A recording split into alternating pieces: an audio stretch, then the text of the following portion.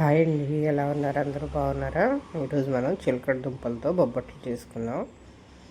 బొబ్బట్లు భక్షాలు అంటారండి. చిలకడ దుంపల్ని శుభ్రంగా కడిగి పెచ్చు తీసి వేస్తున్నానండి. నేను పెచ్చు ఎందుకు తీస్తున్నానంటే లోపల పుచ్చు ఉంటుందండి, అది మనకు కనిపించదు. అందుకని పెచ్చు తీసి శుభ్రంగా నీట్గా కడిగి 2 ముక్కలుగా కట్ చేసి గిన్నెలో ఉడికించుకుందాం. కుక్కర్లో అయినా ఉడకపెట్టుకోవచ్చండి. నేను విడిగా గిన్నెలో ఉడకబెడతాను. అది చూడండి, పుచ్చు కనిపిస్తుంది కదా, కలర్ మారి, అది కూడా తీసేస్తున్నాను. తీసేసి దాన్ని 2 ముక్కలుగా కట్ చేసుకుని శుభ్రంగా నీట్గా కడిగి నేనైతే గిన్నెలో నీళ్ళు పోసి ఆవిరి మీద ఉడికిస్తున్నానండి. డైరెక్ట్ నీళ్ళల్లో వేసేస్తే మనకి పల్చగా అయిపోతుంది అది. అందుకని ఆవిరి మీద ఉడకబెడుతున్నాను. చూడండి, కుదిరితే ఇలా ఆవిరి మీద ఉడికించుకోండి. మూత పెట్టి మెత్తగా ఉడికే వరకు ఉడికించుకుందాం.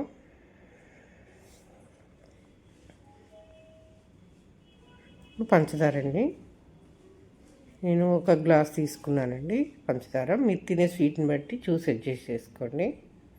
మిక్సీ వేస్తున్నాను, మెత్తగా పొడి చేసుకుందాం.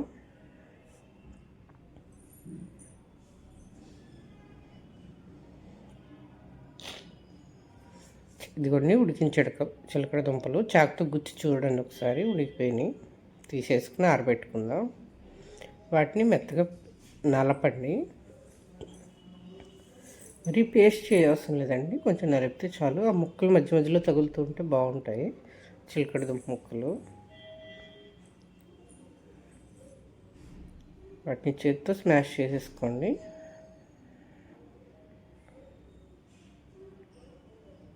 తెల్ల చిలకడ దుంపలైనా ఎర్రగా ఉన్నాయని ఏదైనా మంచిదేనండి హెల్త్కి.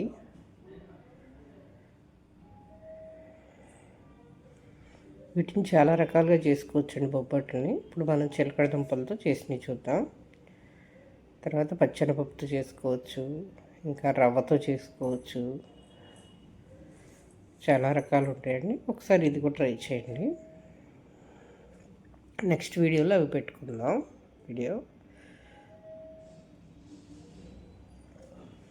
కొంచెం మొత్తం కలిపేసిన తర్వాత పంచదార వేసి, ఇప్పుడు 1 స్పూను యాలకుల పొడి వేసానండి.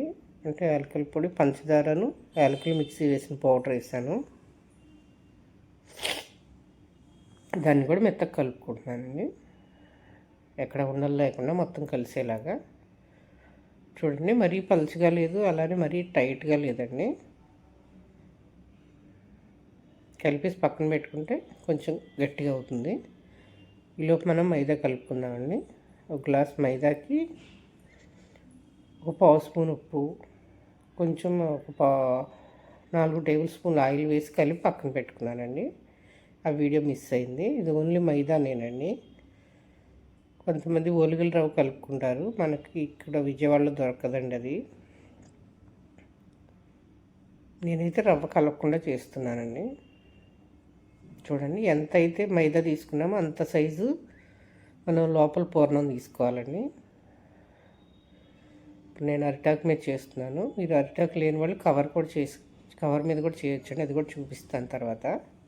కొంచెం చేతికి ఆయిల్ రాసుకుని పలుచగా నొక్కండి. తర్వాత మధ్యలో పూర్ణం పెట్టండి. ఇప్పుడు సైడ్లు కొంచెం లాగి ప్రెస్ చేసి దాని మీద ఇలా చూపించిన విధంగా అంటించండి.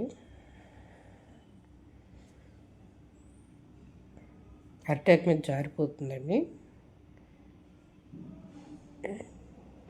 చూడండి, కొంచెం ఆయిల్ రాసుకుని చేతికి ప్రెస్ చేసుకోండి. కొంతమంది మందంగా ఇష్టపడతారండి, కొంతమంది ఏమో పలుచగా ఇష్టపడతారు. మీరు తినే ఇష్టాన్ని బట్టి చేసుకోండి, మందంగానా పలుచగానా అని. నేనైతే ఫస్ట్ది మందంగా చేస్తున్నానండి, సెకండ్ది పలుచగా చేసి చూపిస్తాను.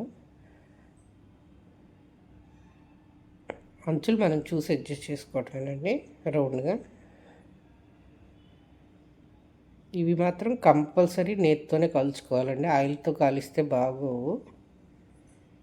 కంపల్సరీ నెయ్యి ఉండాలి. ఇంట్లో చేసుకున్నది అయితే బాగుంటుందండి. నాకు ఇంట్లో చేసింది రెడీగా లేదు, అందుకని ప్యాకెట్ తెప్పించాను. ఇదిగోండి కొంచెం నెయ్యి వేస్తున్నాను పెనం మీద. పెనం వేడైంది కదా, కొంచెం నెయ్యి వేసిన తర్వాత బొబ్బట్లు వేసుకున్నాం. అది కూడా ఎలా వేయాలో చూపిస్తానండి. ఇప్పుడు మనం చేసిన బొబ్బట్లని పెనం మీద రివర్స్ చేసేసుకోండి. రివర్స్ చేసి కొంచెం ప్రెస్ చేసి తీస్తే చక్కగా పెనానికి అతుక్కుపోయి అరిటాకు వచ్చేస్తుందండి. రివర్స్ చేసి కొంచెం అరిటాకు మీద ప్రెస్ చేయండి, అది పెనానికి అతుక్కుపోతుంది. అప్పుడు అరిటాకు లైట్గా లాగేస్తే వచ్చేస్తుందండి. దీన్ని స్లోగా రెండు వైపులు కాల్చుకుందాం. హైలో పెట్టేసి కాల్చమాకండి, మాడిపోతుంది. మధ్యలోది పచ్చి పచ్చిగా ఉంటుంది కాలదు. అందుకని మీడియం హైలో పెట్టి కాల్చుకోండి, మరీ సిమ్లో కాకుండా. చూడండి, ఇప్పుడు మీకు కవర్ మీద చేసి చూపిస్తున్నాను. మందపాటి కవర్ తీసుకుని కట్ చేసి పెట్టుకోండి. ఇప్పుడు దానికి ఆయిల్ రాస్తున్నాను. ఆయిల్ రాసిన తర్వాత నిన్నలానే ఒక చేతి నిండా ఒక పెద్ద నిమ్మకాయ సైజ్ అంతా పిండి తీసుకుందాం. దాన్ని ప్రెస్ చేసుకోండి. ప్రెస్ చేసుకొని పూర్ణం తీసుకుందాం. ఇప్పుడు ఇవన్నీ పూర్ణం పెట్టాను. ఇప్పుడు దాన్ని క్లోజ్ చేసుకుందాం. క్లోజ్ అంటే పొట్లం కడదామండి. దాని మధ్యలో పెట్టి చుట్టూ పొట్లం కట్టేద్దాం. కట్టిన తర్వాత కొంచెం ఆయిల్ రాసుకొని దాన్ని రివర్స్ చేసుకుని పైన మళ్ళీ పేపర్తో క్లోజ్ చేసేసేయండి. మనం పూరి ప్రెస్లో పెట్టి ప్రెస్ చేస్తాం కదా, అలాగేనండి సేమ్. అలా ప్రెస్ చేసేసి పైన రుద్దండి. పల్చగా వచ్చేస్తుంది చక్కగా. ఎంత పల్చగా కావాలంటే అంత పల్చగా వస్తుందండి.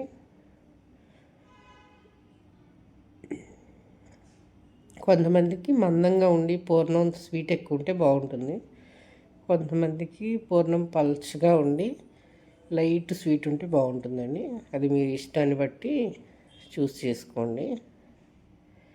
దీంట్లో అయితే నేను పంచదార వాడానండి. ఇదే ప్లేస్లో షుగర్ పేషెంట్లు పటిక బెల్లం కూడా వాడుకోవచ్చు. పటిక బెల్లం, బెల్లం అవి కూడా వాడుకోవచ్చు అండి. లేదు అనుకున్న వాళ్ళు ఖర్జూరకాయ పౌడర్ చేసి పేస్ట్ కానీ అదైనా వాడుకోవచ్చు అండి. లేదంటే తేనైనా వాడుకోవచ్చు. షుగర్ పేషెంట్లు వాళ్ళ ఇష్టాన్ని బట్టి వాళ్ళకి ఏది సూట్ అవుతుందో చూసి అది వేసుకోవచ్చు అండి. స్వీట్కి మనం మైదా కలిపాం కదండి, గోధుమ పిండితో కూడా చేసుకోవచ్చు. చేయటం ఒకటి తెలిస్తే మన ఇష్టం అండి, ఎలా ఏం చేసుకోవచ్చు. చూడండి, అటు ఇటు కొంచెం లైట్గా రెడ్ కలర్లో వచ్చాక అరిటాకులు సర్వ్ చేసుకుంటున్నానండి. చూడండి, మీకు నచ్చితే లైక్ చేయండి, షేర్ చేయండి, సబ్స్క్రైబ్ చేసుకోండి. తిని టేస్ట్ చూసి కామెంట్ చేయండి ఎలా ఉందో. Thank you.